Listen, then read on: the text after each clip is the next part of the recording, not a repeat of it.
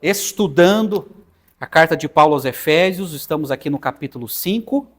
Então abra lá, por favor, a palavra de Deus, a Bíblia Sagrada, mantenha aberta e vamos estudar mais esse texto tão importante. Efésios capítulo 5, eu quero fazer uma exposição hoje do verso 15 ao 17. Abram lá, por favor.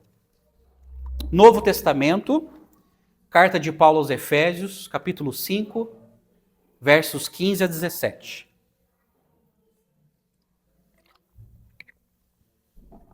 Hoje eu vou fazer uma exposição de 3 versículos, aí do capítulo 5. Isso aí. E é muito importante você manter aberta, a Bíblia aberta, para você conferir aquilo que vai ser ensinado e que a minha oração é que o Espírito Santo venha falar aos nossos corações. Porque baseado nesse texto, eu quero falar sobre como andar em sabedoria em dias maus. Como andar em sabedoria em dias maus. Esse é o assunto dos três versículos, né? Então, domingo passado eu falei sobre como andar como filhos da luz no mundo de trevas. E hoje eu quero falar como andar em sabedoria em dias maus. Porque nós estamos vivendo dias maus. Nós precisamos ter sabedoria para sobreviver, para suportar e principalmente entender a vontade de Deus. Efésios capítulo 5, a partir do verso 15, eu farei a leitura na versão da Nova Almeida atualizada. Acompanhe comigo a leitura da Escritura. Portanto, tenham cuidado com a maneira como vocês vivem e vivam não como tolos, mas como sábios, aproveitando bem o tempo, porque os dias são maus. Por esta razão, não sejam insensatos, mas procurem compreender qual é a vontade do Senhor. Amém?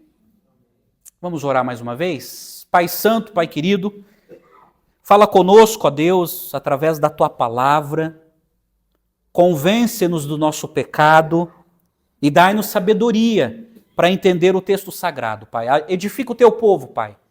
Abençoa e aquece o Teu povo nessa noite. Abençoe aqueles que vão assistir também.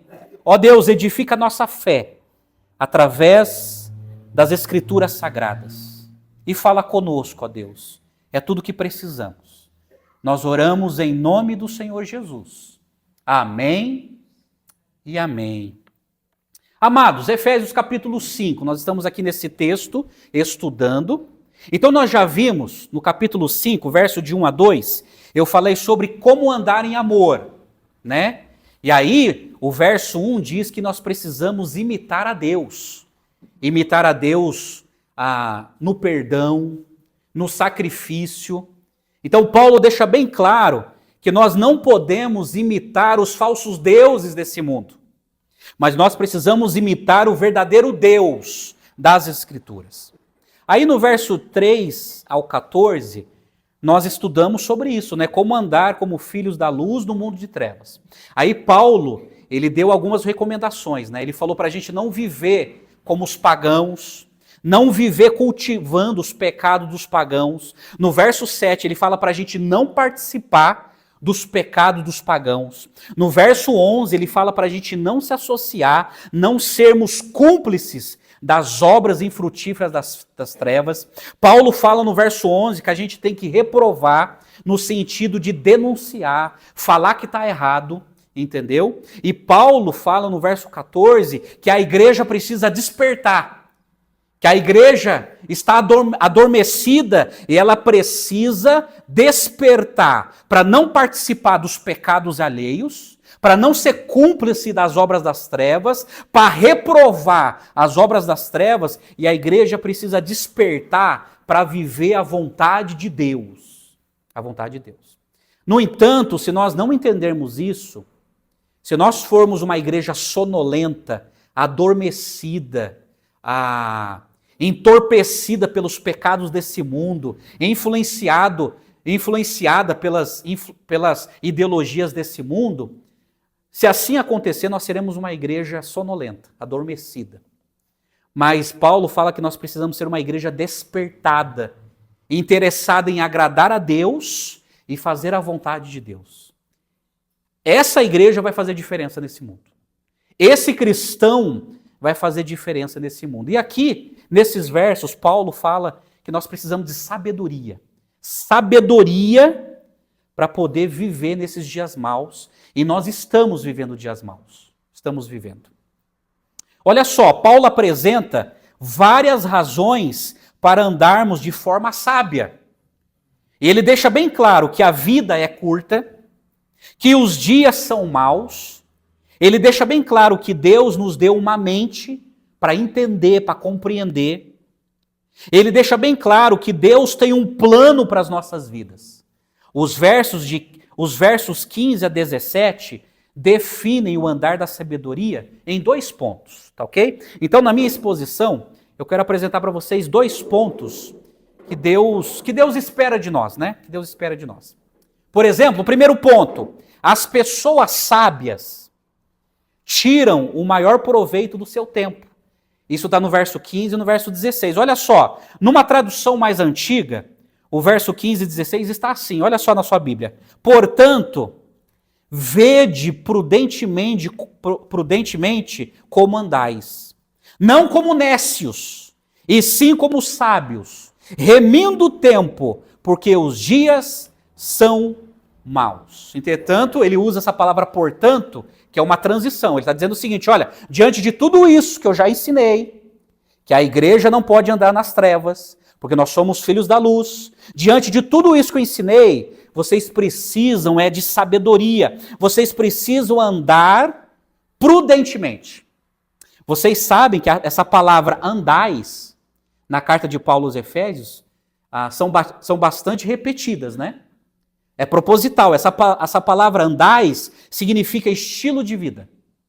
Então Paulo está dizendo o seguinte, olha, o estilo de vida que vocês têm é diferente com a dos pagãos. Então não sejam como nécios.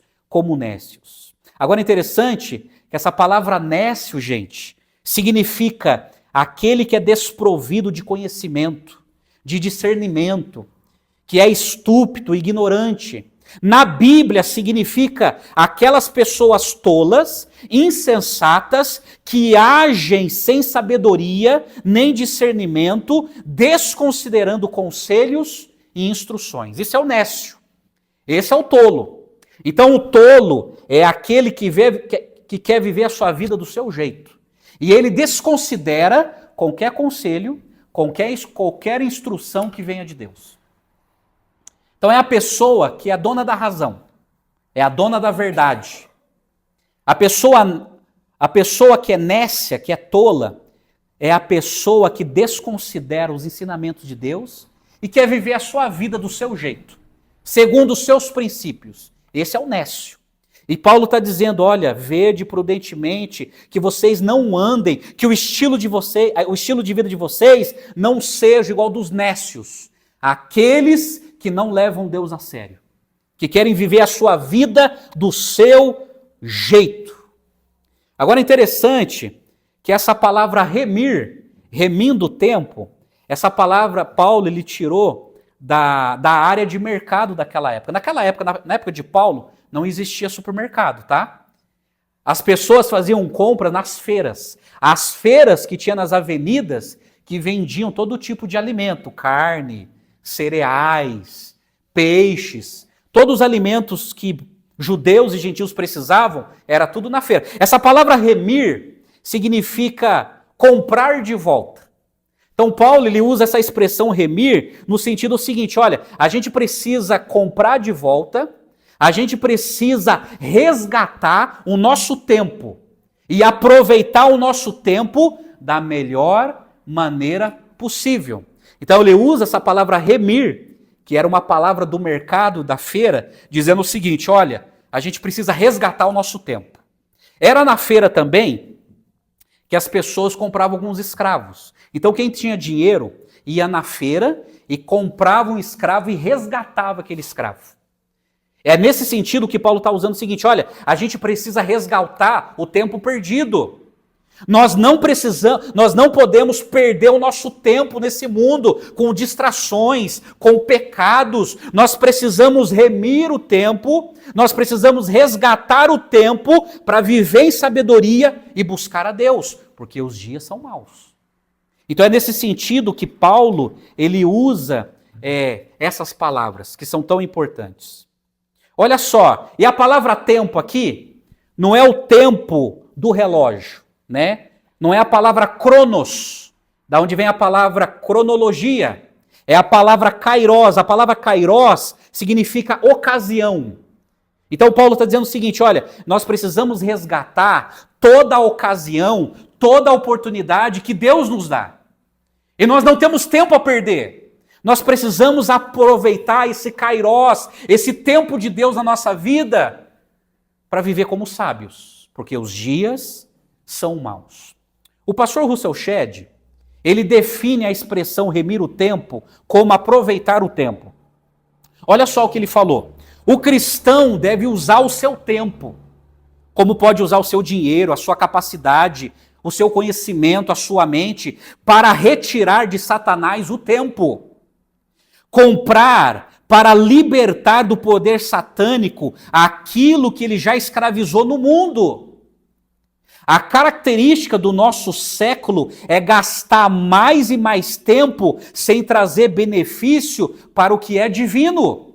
Satanás tenta nos pressionar para que, pela falta de tempo, não pensemos nos valores reais.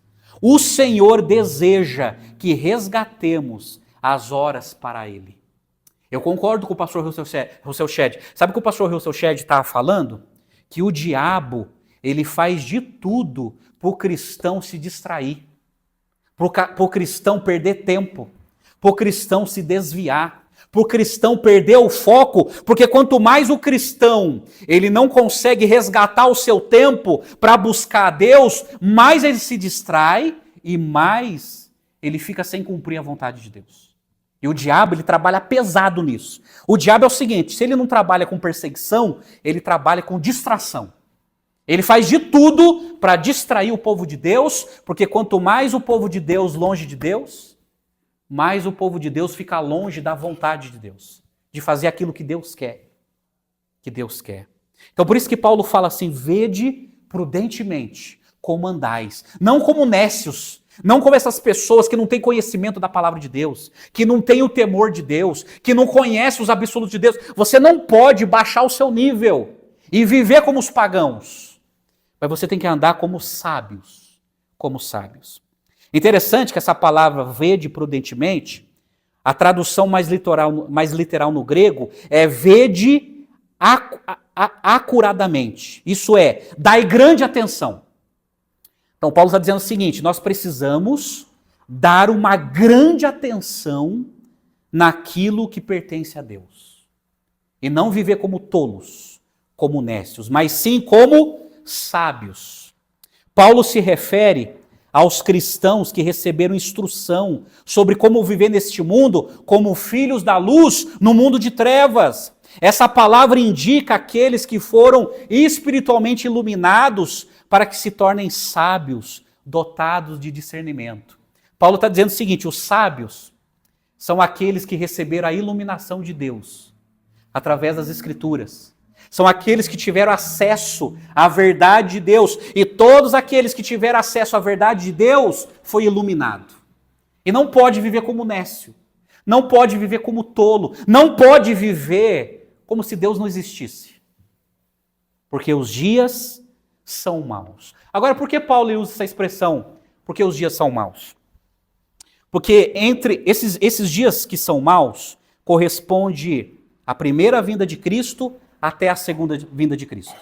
E Jesus deixou bem claro que até o segundo advento, quando ele voltar, muita coisa vai acontecer e está acontecendo. Mateus 24 e Marcos capítulo 13, ele deixou bem claro que haveria guerras e rumores de guerras, haveria fome, haveria terremoto, haveria guerras. Ele deixou bem claro que seriam dias maus. Jesus deixou bem claro que dias melhores não virão. Não virão. Dias melhores só virão quando ele voltar pela segunda vez. Mas ele deixou bem claro que enquanto ele não volta, nós viveremos dias maus. Viveremos em dias maus, morreremos em dias maus, os nossos filhos viverão dias maus, os nossos netos viverão dias maus. Mas aí, eles precisam ser sábios para saber sobreviver diante de toda essa demanda. E Jesus deixou bem claro que diante de dias maus, haveriam grandes desafios. É por isso que em Marcos, capítulo 6, verso 34, Jesus falou assim: portanto, não se preocupe com o dia de amanhã, pois o amanhã trará os seus cuidados. Basta a cada dia o seu próprio mal. Então Jesus falou que a cada dia haveria um mal para poder enfrentar. Então Jesus deixou bem claro que os dias maus seriam marcados por guerras militares, por conflitos políticos, pelo relativismo, pelo marxismo, pelo esfriamento do amor, pelas heresias, pelas falsas profecias, pelas seitas. Então Jesus deixou bem claro que tudo isso aconteceria dentro desses dias maus, antes de ele voltar. Aí o pastor João Calvino, gente, comentando essa situação, ele escreveu assim, há séculos passados. Olha o que ele escreveu: tudo está cheio de escândalo e corrupção, o que torna difícil para a pessoa piedosa permanecer não tocada por isso. Como o tempo presente é tão corrompido que parece que o diabo assumiu o controle. Esse tempo não pode ser dedicado a Deus sem, de algum modo, ser redimido. O que essa redenção envolve? Remir o tempo significa afastar-se das seduções deste mundo, livrando-nos dos seus cuidados e prazeres, e, em resumo, renunciar a tudo o que possa obstruir o nosso crescimento espiritual. Sabe o que Paulo está dizendo? Não vivam como tolos. Vede prudentemente como andais, não como nécios, como sábios, porque os dias são maus. Não permita que nada venha esfriar você. Não permita que nada venha distrair você de Deus. Não permita que nada venha afastar você de Deus. Seja os seus problemas, seja os prazeres desse mundo, seja as perseguições. Não permita, porque os dias são maus. Então viva como sábios. Você precisa viver essa vida com as lentes de Deus. Você precisa interpretar esse mundo com as lentes de Deus, com o conhecimento de Deus. Senão você vai ser tragado por esse mundo e tudo isso é estratégia de Satanás. Então Paulo fala, vivam como sábios. Como sábios. Em segundo lugar, gente, as pessoas sábias discernem a vontade de Deus. Olha o verso 17, numa tradução mais antiga, está escrito assim: por isso, não sejais insensatos, mas entendei qual é a vontade do Senhor. Interessante que o próprio Jesus, ele priorizava a vontade de Deus. Jesus, ele orou certa vez assim: não seja feita a minha vontade, mas a tua, lá no jardim do Getsêmani.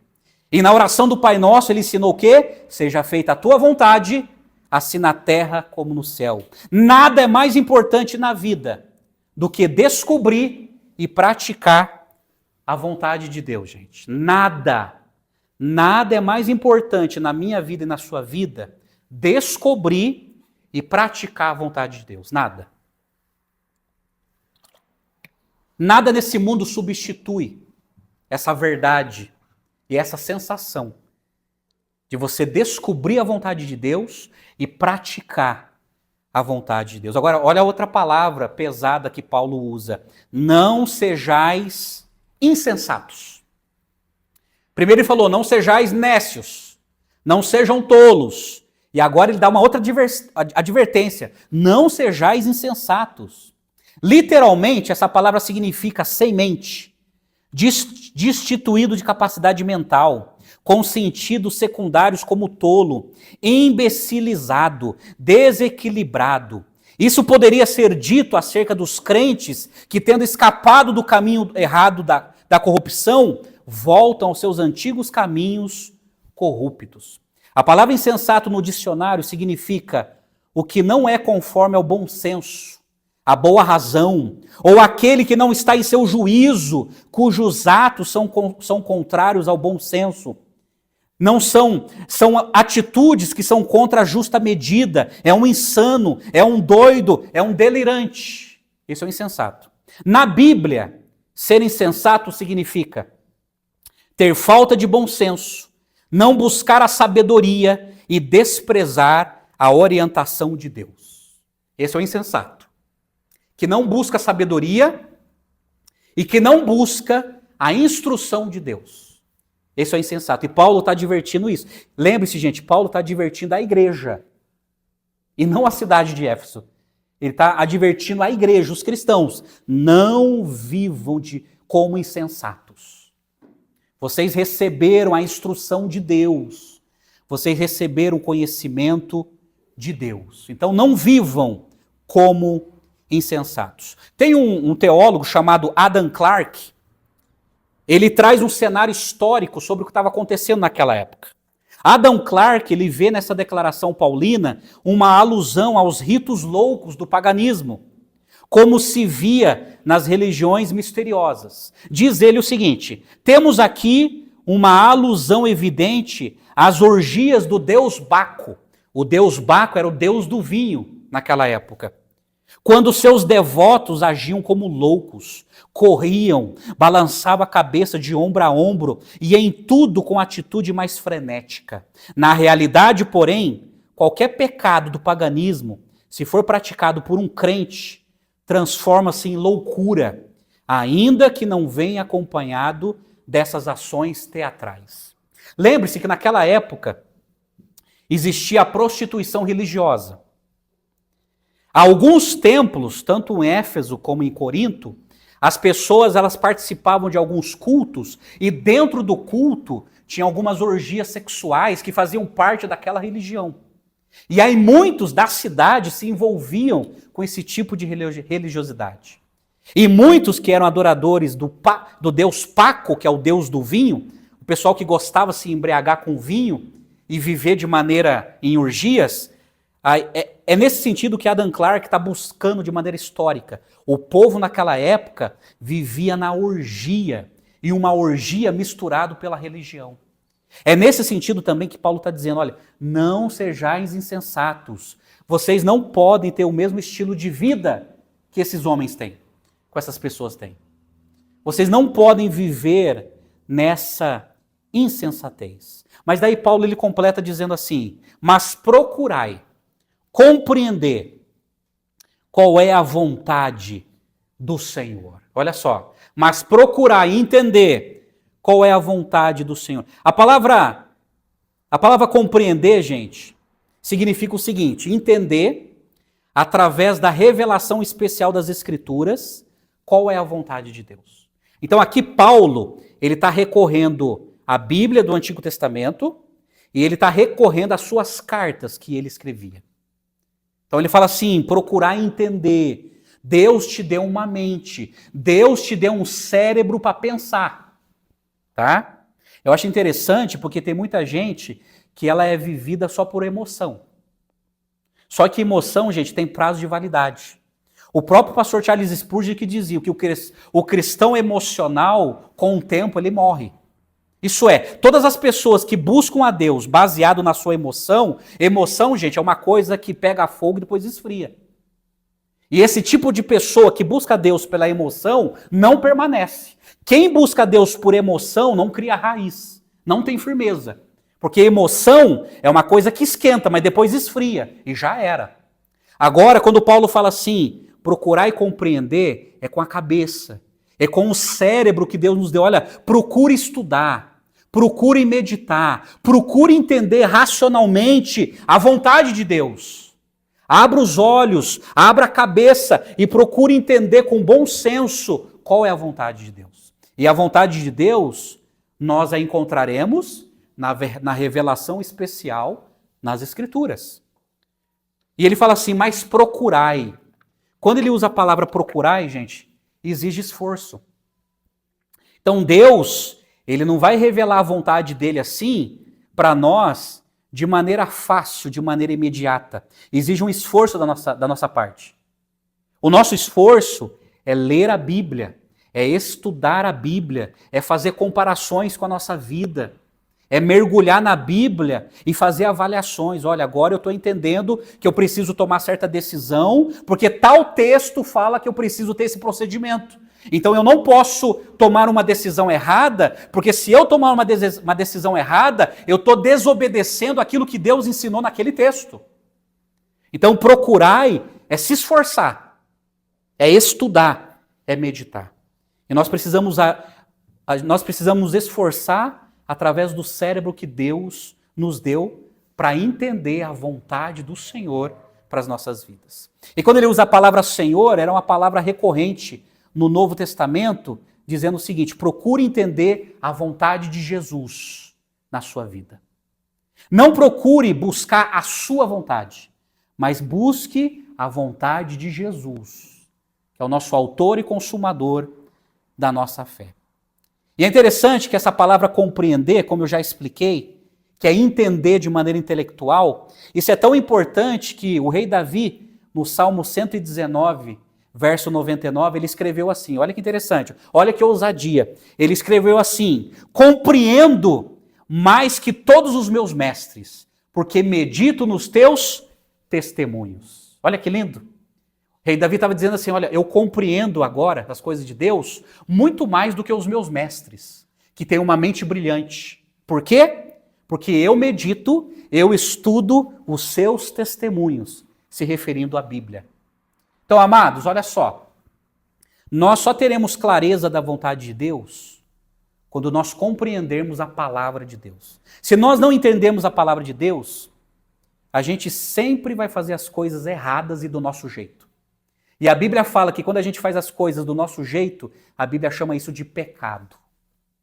Porque é do nosso jeito e não é do jeito de Deus. Mais uma vez eu cito Calvino, ele com muita autoridade, ele fala que quando a gente estuda a Bíblia para procurar entender a vontade de Deus, olha só o que acontece na nossa vida. Ele escreveu assim: a pessoa que noite e dia estuda a lei de Deus facilmente triunfará sobre as dificuldades que Satanás coloca no nosso caminho.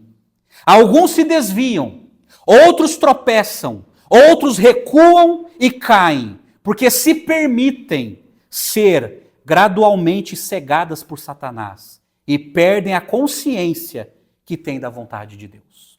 Calvino tem razão. Quanto mais a gente conhece a Deus na Bíblia, mais a gente é fortalecido para buscar a Deus. Mas quando a gente não se fortalece em Deus através da Bíblia, a gente se deixa, a gente se permite ser cegado por Satanás. E aí a gente acaba tomando decisões erradas, fazendo coisas erradas que Deus nunca nos pediu. Nunca nos pediu. É aí que mora o pecado da humanidade. Amém, amados? Deu para entender a importância de sermos sábios para entendermos a vontade de Deus? Eu quero fazer uma aplicação aqui, baseado em 3 perguntas, tá? Primeira aplicação é uma pergunta, baseado no verso 15. Você é um nécio ou você tem sido sábio? Você é um nécio ou você tem sido sábio? Porque eu repito, o verso 15, quando diz assim: portanto, tenham cuidado com a maneira como vocês vivem, e não vivam como tolos, mas como sábios. Sábios. E aí, você tem vivido como tolo ou você tem procurado viver como sábio? Para ser sábio, eu já afirmei, você precisa conhecer as Escrituras. Você precisa conhecer a Bíblia Sagrada. Sim. Para você ser sábio, você precisa conhecer as Escrituras. Exemplo, para você ser um marido sábio, para não causar sofrimento na esposa ou decepção na esposa, você precisa conhecer a Bíblia, você precisa conhecer o seu papel como marido, como a Bíblia ensina. E também vice-versa, a esposa, para não causar sofrimento no marido, para não decepcionar o marido, precisa conhecer o seu papel como a Bíblia nos revela. E quando a gente aprende da Bíblia o nosso papel no matrimônio, os nossos olhos se abrem e nós somos abençoados e a gente tem o desejo de abençoar o nosso cônjuge, fazendo as coisas certas segundo Deus. Mas quando a gente faz as coisas da nossa cabeça, gente, segundo o nosso gênio, segundo a nossa personalidade, segundo os nossos pecados, segundo os nossos pensamentos, que muitas vezes são equivocados, aí a gente tem problema no casamento. Aí o casamento entra em crise porque a gente está fazendo do jeito errado. Resolvendo os problemas do casamento do jeito errado, não do jeito de Deus. E aí a gente adquire sabedoria quando a gente se aproxima das Escrituras. Aí a gente deixa de ser nécio, de ser tolo, e a gente passa a ser sábio. Um marido sábio, uma esposa sábia. A educação de filhos é a mesma coisa. Está cada vez mais difícil educar filhos hoje, gente. Os dias são maus e está piorando. Está difícil criar filho hoje. E aí, é isso aí. Ou a gente recorre à Bíblia para educar os nossos filhos, ou a gente vai educar do jeito errado. Ou a gente vai educar segundo as psicologias desse mundo, que muitas são equivocadas. Mais piora a situação dos filhos do que melhora. Ou a gente recorre às Escrituras e faz do jeito como Deus ensina, ou a gente vai ter problema com os nossos filhos. E muito problema, gente, porque está cada vez mais difícil criar filhos. Então seja sábio. Leia a Bíblia.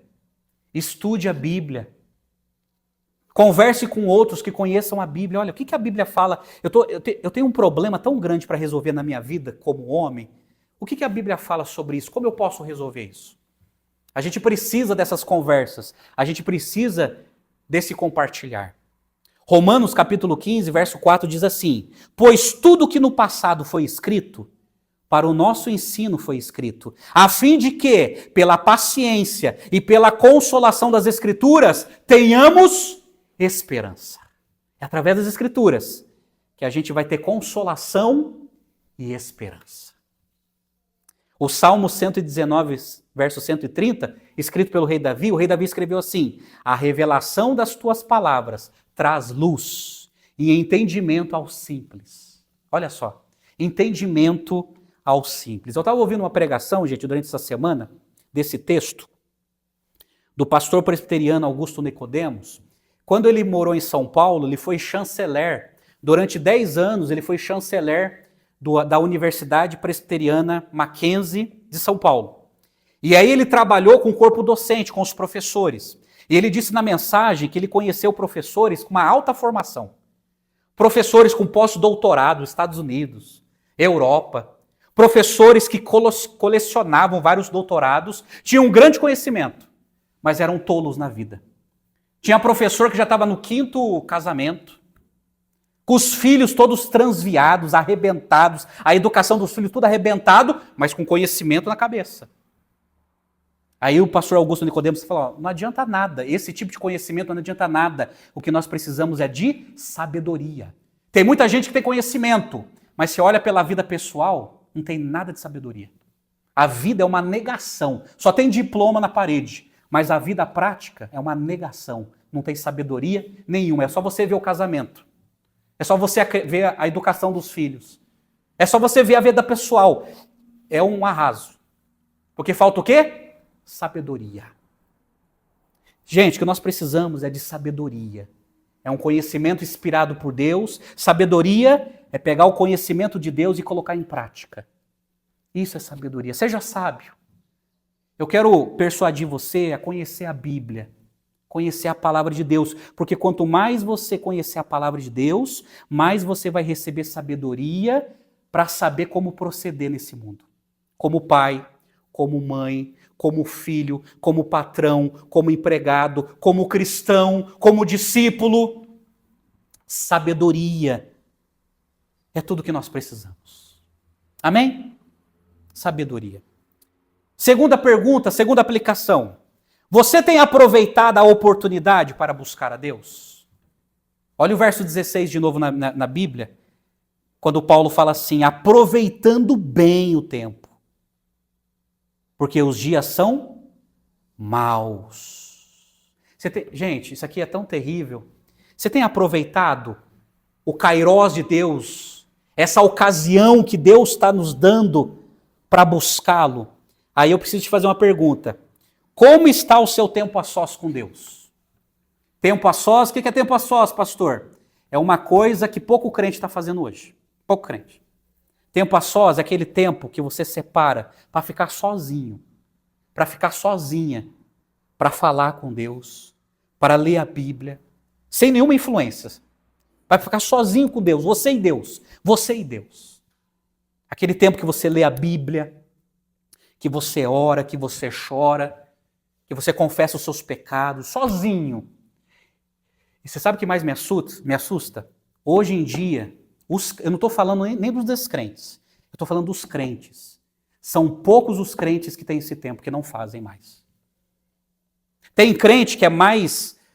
Gente, isso é tão terrível, eu falo isso com tristeza, gente. Não é para julgar ninguém, não, com tristeza. Tem gente que prefere gastar mais tempo na academia do que o seu tempo a sós com Deus. Tem gente que tem tempo para ir na academia, mas não tem tempo a sós com Deus.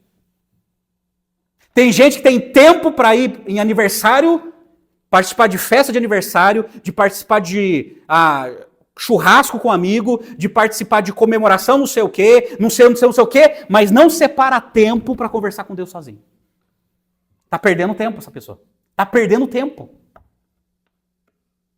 Tem gente que gosta de mexer com um monte de coisa, tem agenda lotada durante o dia, mas não separa tempo para Deus.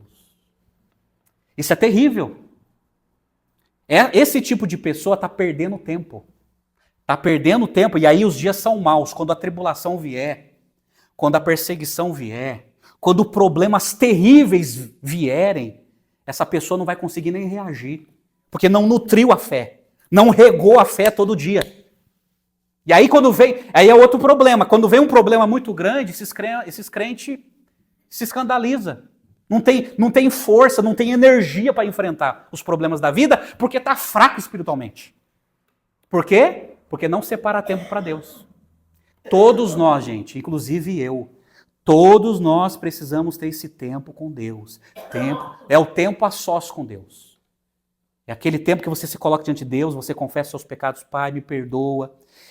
É aquele momento que você começa a dizer para Deus as áreas que você está pecando. Ó, Deus, essa área aqui, ó, eu tenho pecado. Essa área que eu preciso melhorar. Ó Deus, esse desafio que está diante de mim, eu não sei o que eu faço na minha vida. Eu não sei o que eu faço, eu preciso do Senhor. Tempo a sós com Deus. Porque os dias são maus. Os dias são maus. Você tem influenciado a sua família a buscar a Deus? Aqui está outro problema. As pessoas, gente, não têm influenciado a família a buscar a Deus. A família, ela é regida ou pela internet, pelas redes sociais, ou pela televisão, ou pelas comemorações dessa vida, mas as pessoas não estão influenciando a família para buscar a Deus. Eu fico perguntando assim, o que vai ser do futuro desses filhos? O que vai acontecer com essas pessoas no futuro? Sabe qual é a minha preocupação, gente? Que na igreja do futuro, muitos filhos não vão participar. Porque os pais não regaram a fé. Não regaram a fé dos filhos. E os filhos estão sendo educados pelas influências desse mundo. Está perdendo tempo. Está perdendo tempo porque os dias são maus. Outra, você tem buscado a Deus como igreja? Como igreja. Você tem buscado a Deus como igreja? Aí, isso aqui é a vontade de Deus também. A maneira comunitária. Aí, como eu falei para vocês, gente, não é pecado se divertir. Não é pecado ter uma recreação. Isso é bom e Deus não condena. Mas o problema é quando essas coisas começam a substituir o tempo de Deus. O lugar que pertence somente a Deus. Aí num culto assim, gente, as pessoas deveriam estar aqui para buscar Deus e muitos estão nas suas recreações. Muitos estão nos seus divertimentos. E o culto público que fortalece a nossa fé diante de dias maus? As igrejas estão cada vez mais vazias, sabe por quê? Porque os crentes estão substituindo o lugar que pertence a Deus por outras coisas. Volto a falar, não é pecado você se divertir, você se recrear, você passear, não é pecado. Mas quando isso se torna algo diário, significa que um ídolo já foi levantado. E o ídolo na vida dos crentes, sabe qual é o ídolo na vida dos crentes? Não é uma estátua. O ídolo na vida dos crentes chama-se entretenimento, diversão. É por isso que tem muito crente que faz isso com muita facilidade. Troca o culto por qualquer coisa. Por qualquer coisa. É porque um ídolo já foi estabelecido no coração dessa pessoa. Essa pessoa está perdendo tempo. Está perdendo tempo. Essa pessoa não está entendendo que os dias são maus. Os dias são maus. Nós precisamos aproveitar todo o tempo que Deus nos dá para buscá-lo, para obedecê-lo, para entendê-lo, para amá-lo. E se as distrações dessa vida sabotarem esse momento, nós estamos fritos, porque os dias são maus. E Paulo fala, aproveitem bem o tempo, porque os dias são maus. Aí interessante, né? Aí, eu como pastor, eu preciso ver isso, né? Aí quando o bicho pega, quando vem o sofrimento, daí a pessoa lembra da igreja, né? Parece que quando vem o sofrimento, aí a pessoa acorda para a vida. Ai meu Deus, preciso ir para o culto. Preciso ler a Bíblia. Preciso orar. Preciso ir para a igreja. Mas precisava acontecer tudo isso? Para a pessoa despertar? Não precisava. Então parece que as pessoas só buscam a Deus quando dói, quando perde, quando está na lama. Aí as pessoas lembram que Deus existe. Mas Paulo está dizendo, não precisa ser assim. Aproveite o tempo que Deus está te dando, porque os dias são maus. Em terceiro lugar, gente, você tem sido insensato ou você tem procurado entender a vontade do Senhor? Você tem sido insensato? Ou você tem procurado entender a vontade de Deus? Pastor, eu tenho procurado entender. Olha só. Deixa eu falar um pouquinho sobre a vontade de Deus. A vontade de Deus. A vontade de Deus é o atributo por meio do qual ele aprova e decide executar todo o ato necessário para a existência e para a atividade de si mesmo e de toda a criação. Essa é a vontade de Deus. Aí tem a vontade geral de Deus, né? A vontade geral, as Escrituras frequentemente indicam a vontade de Deus como razão definitiva ou absoluta para qualquer coisa que acontece. Paulo se refere a Deus como aquele que faz todas as coisas conforme o conselho da sua vontade. Está lá em Efésios capítulo 1, verso 11. Aí dentro da vontade de Deus existem algumas classificações. Existe a vontade necessária e a vontade livre. Isso é, que Deus, ele vai executar a sua vontade, a gente querendo ou não, e Deus, ele é livre. No sentido, Deus, ele vai realizar a sua vontade independente da nossa vontade. Porque Deus é todo-poderoso. Deus, ele não fica escravizado ou paralisado por causa da nossa vontade. Porque Deus, ele está acima dos nossos desejos, ele está acima da nossa vontade, e quem controla é Deus, não somos nós. Então Deus, ele não se rebaixa às nossas vontades para prevalecer a nossa vontade. A vontade dele, de alguma forma, vai ser executada. Ou por bem ou por mal. Ou com dor ou sem dor. A vontade de Deus vai ser realizada. Porque é ele que comanda. Essa é a vontade livre de Deus. Mas daí, dentro dessa categoria, existe a vontade secreta e a vontade revelada. A vontade secreta, gente, tem coisas que a gente não entende e não vai entender. Porque só Deus é a vontade oculta de Deus. E tem algumas vontades de Deus que a gente só vai compreender daqui a muitos anos depois. Mas a gente não vai entender agora, é a vontade secreta. Mas aí tem a vontade revelada. A vontade revelada, Deus já deixou revelado nas Escrituras. Por exemplo, Deuteronômio, capítulo 29, verso 29, Moisés escreveu assim: as coisas encobertas pertencem ao Senhor nosso Deus, porém, as reveladas nos pertencem a nós e aos nossos filhos para sempre, para que cumpramos todas as palavras desta lei. Esse versículo fala da vontade secreta de Deus, as coisas encobertas pertencem a Deus, a gente nunca vai entender. A gente nunca vai entender. Mas as coisas reveladas nos pertencem a nós e aos nossos filhos. A gente tem que ensinar os nossos filhos. Então, a gente precisa compreender a vontade revelada de Deus Nas Escrituras. Já está registrado. O nosso trabalho é ler e estudar e aplicar na vida. Tá ok? Tiago, capítulo 4, verso 13 e 15, fala da vontade secreta de Deus, né? Ele escreveu assim: escutem agora, vocês que dizem, hoje ou amanhã iremos para a cidade tal e lá passaremos um ano e faremos negócios e teremos lucros. Vocês não sabem o que acontecerá amanhã. O que é a vida de vocês? Vocês não passam de neblina que parece por um instante e logo se dissipa. Em vez disso, vocês deveriam dizer, se Deus quiser, não só viveremos, como também faremos isto ou aquilo. Sabe o que o Tiago está dizendo? A gente não tem controle sobre o nosso futuro. É se Deus quiser. Se Deus quiser, a gente vai fazer aquilo ou aquilo. Mas a gente não tem controle sobre aquilo. A gente não sabe nem se vai estar vivo amanhã. Mas a gente precisa se submeter à vontade de Deus. Dentro dessa classificação, tem a vontade preceptiva e a vontade decretiva. Já te explico. A vontade preceptiva vem da palavra preceito, ordem, norma. A vontade preceptiva diz respeito à regra da vida dos cristãos ou das pessoas morais.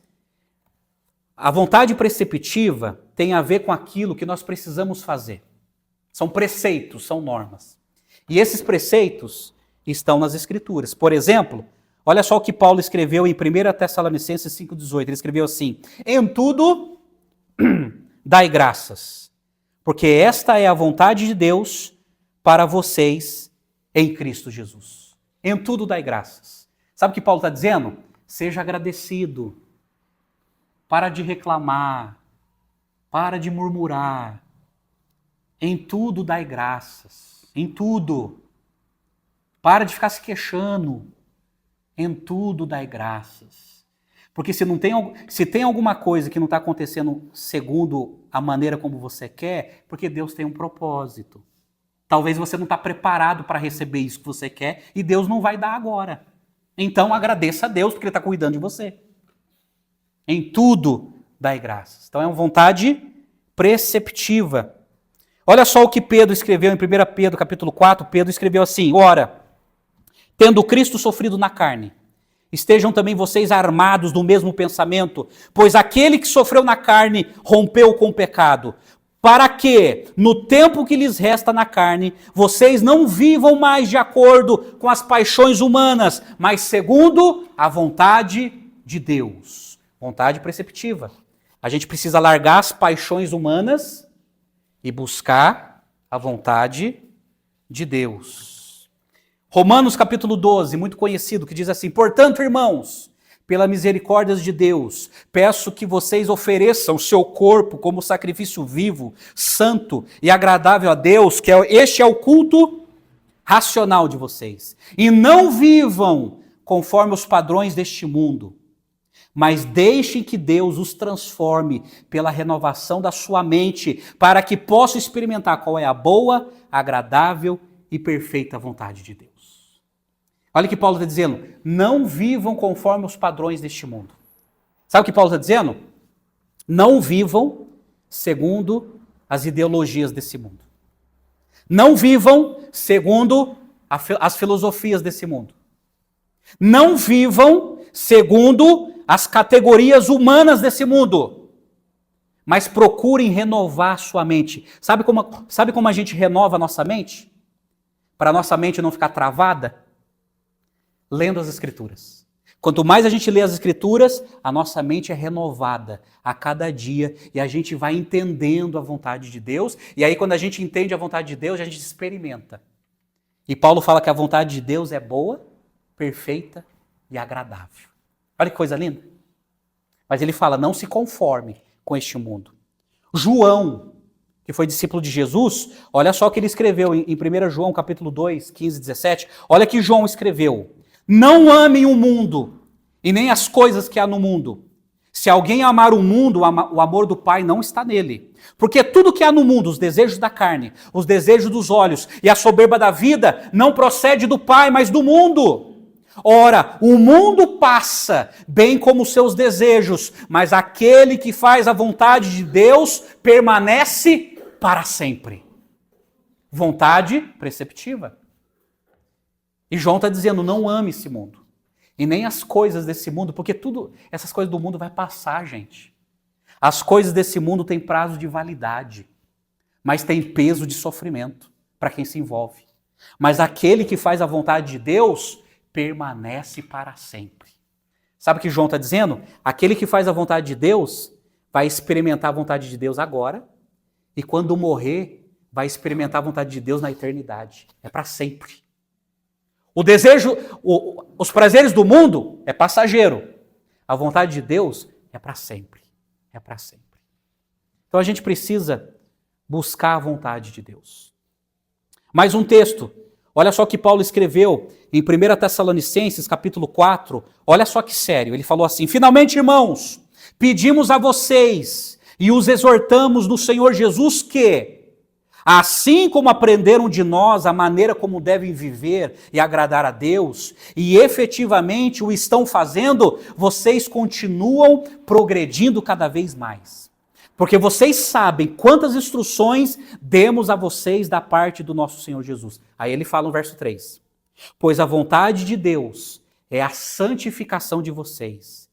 Que vocês se abstenham da imoralidade sexual, que cada um de vocês saiba controlar o seu próprio corpo em santificação e honra, não com desejos imorais, como gentios que não conhecem a Deus. Olha só, ele fala que a vontade de Deus é a nossa santificação. O que é santificação? É viver para Deus. Viver para Deus. Cada vez mais longe do mundo. Cada vez mais perto de Deus e conhecendo a vontade de Deus. Isso é santificação. E essa é a vontade de Deus. Aí tem a vontade decretiva. O que é a vontade decretiva? É quando Deus decretou os seus planos e os seus planos serão traçados e cumpridos. Você pode entender isso. É por isso que Paulo, ele escreveu assim, gente, olha que coisa linda. Ele escreveu assim em Filipenses 1,6. Estou certo de que aquele que começou a boa obra em vocês há de completá-la até o dia de Cristo Jesus. Olha que lindo. Deus, ele nos converte e ele vai completando a sua obra até o fim. Sabe o que significa? Que Deus, ele não desiste dos seus filhos. Ele converte e ele vai transformando até o fim. É por isso que em Romanos, capítulo 8, a partir do verso 28, Paulo escreveu assim: sabemos que todas as coisas cooperam para o bem daqueles que amam a Deus, daqueles que são chamados segundo o seu propósito, pois aqueles que Deus de antemão conheceu, ele também predestinou para serem conformes à imagem do seu Filho, a fim de que ele seja o primogênito entre muitos irmãos.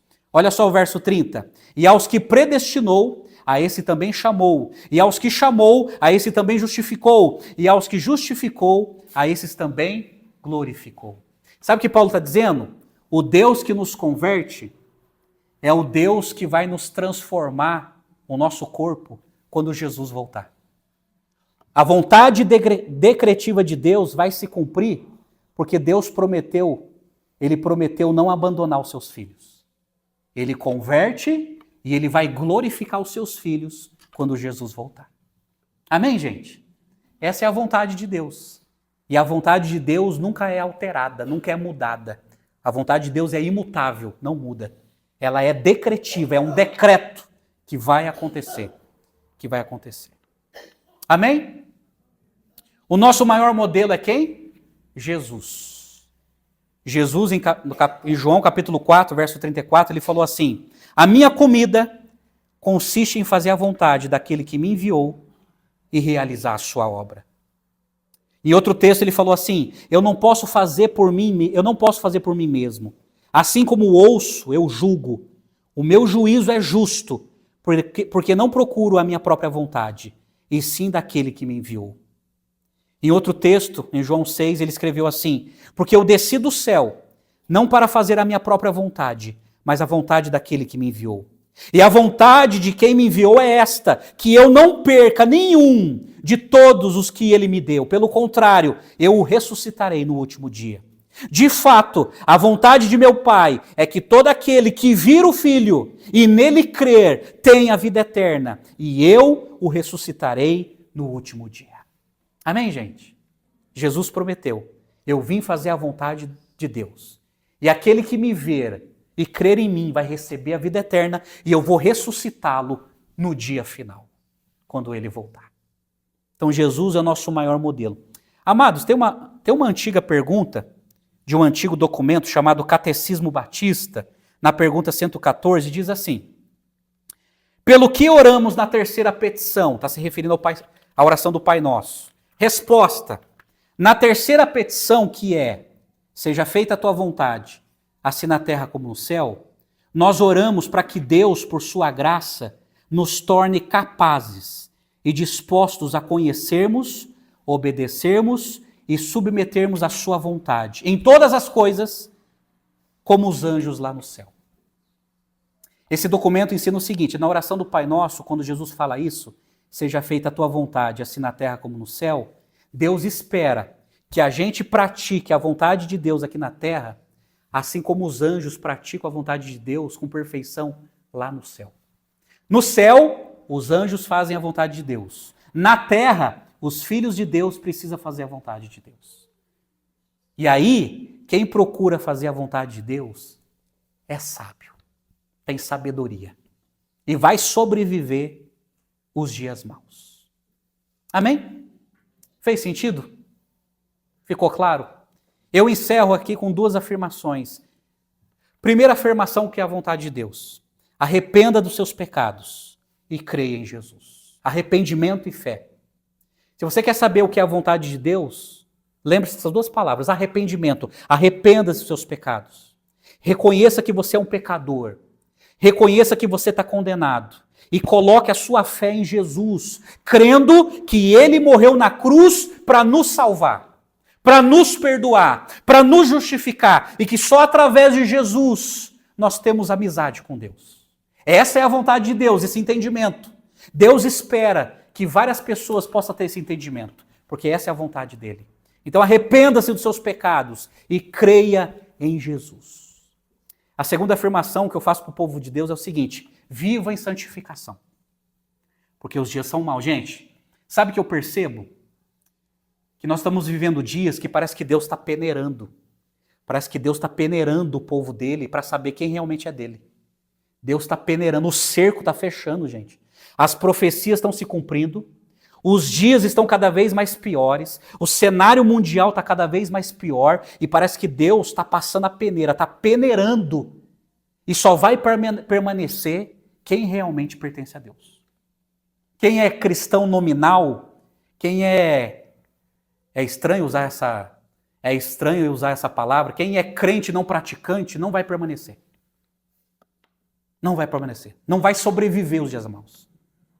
Mas quem ama a Deus, quem se preocupa em agradar a Deus, quem se preocupa em ser discípulo de Jesus, esse vai receber sabedoria para sobreviver os dias maus. Por isso eu termino com a frase do pastor Charles Spurgeon. Ele disse assim: a santidade não é uma condição opcional do crente, é a evidência de que ele realmente nasceu de novo. Quando nós vivemos em santificação, é isso que ensina a carta de Paulo aos Efésios. Quando a gente vive em santificação, isso está comprovando que nós nascemos de novo. Quando nós vivemos em santificação, isso é uma comprovação que a gente foi eleito, que a gente foi predestinado, que a gente foi escolhido por Deus, que a gente foi convertido por Jesus. A maior evidência disso é a nossa vida de santificação. Amém? Então que Deus nos ajude. Que Deus nos ajude a vivermos como sábios e não como nécios. Que Deus nos ajude a procurar e a compreender a vontade do Senhor para as nossas vidas. Vamos orar mais uma vez? Vamos nos colocar diante de Deus e que Ele nos ajude através do Espírito Santo. Ô Pai Celeste, perdoa os nossos pecados, porque muitas vezes nós somos desobedientes à Tua instrução, aos Teus preceitos, às Tuas normas. E acabamos em fazer as coisas do nosso jeito, isto é, do jeito errado, do jeito pecaminoso. Ó Deus, que o Senhor nos perdoe, que o Senhor nos dê sabedoria. Sabedoria, Senhor, através das Escrituras, para entendermos qual é a Tua vontade revelada sobre as nossas vidas. Ó Deus, abençoa cada cristão aqui, Pai, que cada cristão aqui possa procurar e possa entender qual é a vontade do Senhor para as nossas vidas. Então, Pai, leva-nos ao centro da Tua vontade e realiza em nós os Teus planos. Que o Senhor nos ajude, Pai. Nós oramos em nome do Senhor Jesus. Amém e amém, Senhor. Amém. Que Deus nos ajude, né? Deus nos ajude. Pois bem, vamos participar da ceia. Vamos participar da ceia. Eu peço que você abra sua Bíblia em 1 Coríntios, capítulo 11.